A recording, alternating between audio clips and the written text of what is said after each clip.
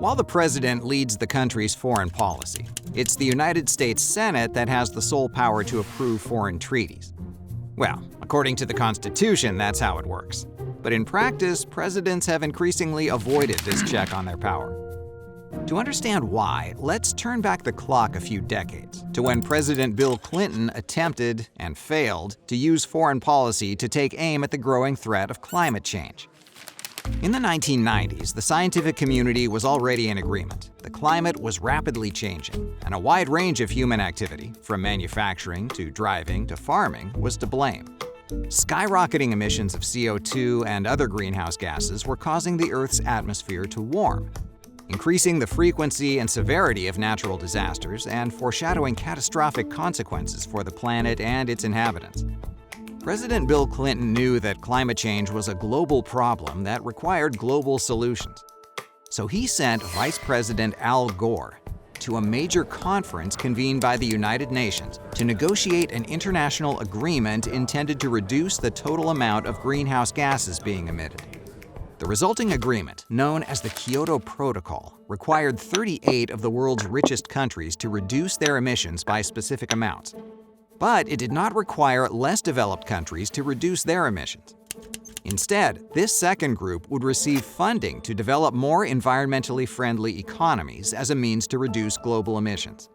Notably, China was in this second group, despite the fact that it was undergoing a historic level of economic growth, accompanied by growing annual emissions.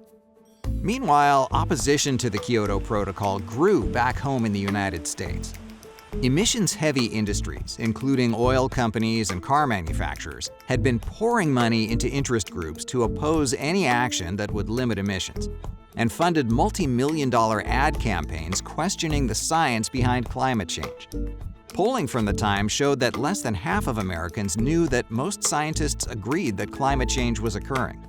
Those interest groups also worked hard to lobby or influence Congress, convincing many members, especially representatives from states with fossil fuel and automobile industries, that attempts to reduce greenhouse gas emissions would hurt the U.S. economy by making it less competitive with the countries not required to curb their emissions, including China. This posed a problem for President Clinton because he alone could not implement all the terms of the treaty. Congress had authority on many of those issues, so Clinton would need congressional approval to move forward. However, during the early stages of the treaty negotiations, the Senate passed a unanimous resolution that opposed any treaty committing the U.S. to emissions reductions that did not also commit developing countries to the same standards. So the Senate wouldn't sign on to the Kyoto Protocol, and without its approval, the U.S. did not actually commit to the agreement. And without U.S. participation, the entire international agreement was weakened.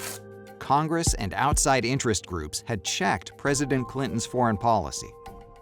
The setbacks of the Kyoto Protocol have encouraged subsequent presidents to avoid treaties that need congressional approval, so that their foreign policies aren't similarly blocked.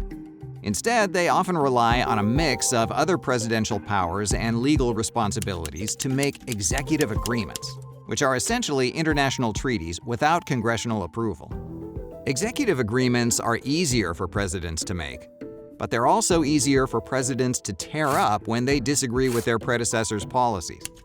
President Obama joined the 2015 Paris Climate Agreement through an executive agreement, only for the next president, Donald Trump, to withdraw the United States, and the following president, Joe Biden, to bring the United States back into the agreement.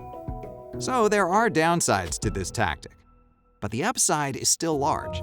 It gives the president even more control over U.S. foreign policy, helping them get around the domestic factors that might otherwise complicate their decisions and constrain their options.